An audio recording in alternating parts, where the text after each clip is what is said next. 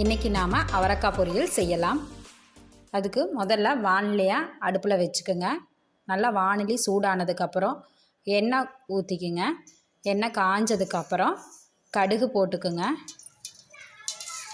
கடுகு நல்லா பொரியட்டும். இப்போ கடுகு பொரிஞ்சதுக்கப்புறம் கடலைப்பருப்பு, 1 டீஸ்பூன் அளவுக்கு கடலைப்பருப்பு போட்டிருக்கேன். அடுத்தது உளுந்தம்பருப்பு கொஞ்சம். இப்போ எல்லாம் நல்லா மிக்ஸ் பண்ணிவிட்டு நம்ம பொடி பொடியாக நறுக்கி வச்சுருக்கிற பச்சை மிளகாயை போட்டுக்கலாம். நான் சின்ன சின்னதாக வெட்டி போட்டிருக்கேன் பச்சை மிளகாய்.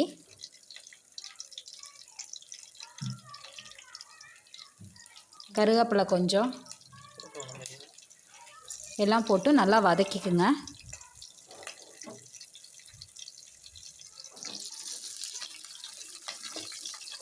நல்லா வதங்கினதுக்கப்புறம் நம்ம சின்ன சின்னதாக வெட்டி வச்சுருக்கிற பெரிய வெங்காயம் 1 கப் அளவுக்கு போட்டிருக்கேன். நல்லா வதங்கினதுக்கப்புறம் ஒரு சின்ன தக்காளி பொடி பொடியாக நறுக்கி போட்டுக்கோங்க. இப்போ எல்லாமே நல்லா வதங்கணும்.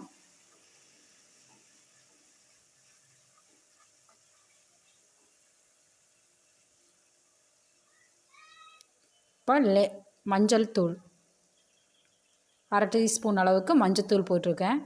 நல்லா கலந்துக்குங்க. கொஞ்சமாக தக்காளியும் வெங்காயம் வதங்கிறதுக்காக கொஞ்சமாக உப்பு போட்டுக்குங்க. உப்பு போட்டால் சீக்கிரம் தக்காளி வெங்காயம் வதங்கிடும். அதனால் இப்போ நான் கொஞ்சம் போட்டிருக்கேன். இப்போ நம்ம சின்ன சின்னதாக வெட்டி வச்சுருக்கிற அவரைக்காயை போட்டுக்கிறேன்.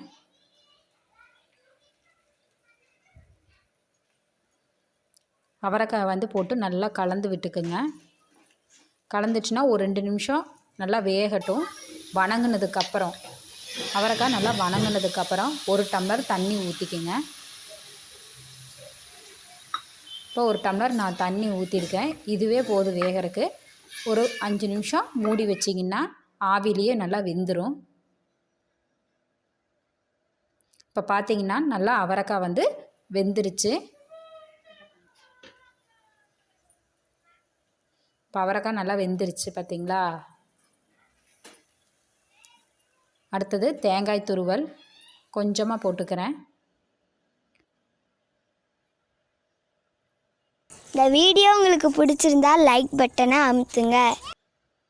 உப்பு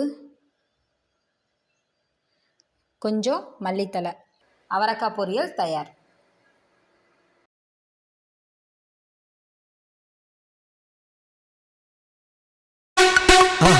மறக்காம சர்ப்ரைஸ் பண்ணுங்க. தேங்க்யூ.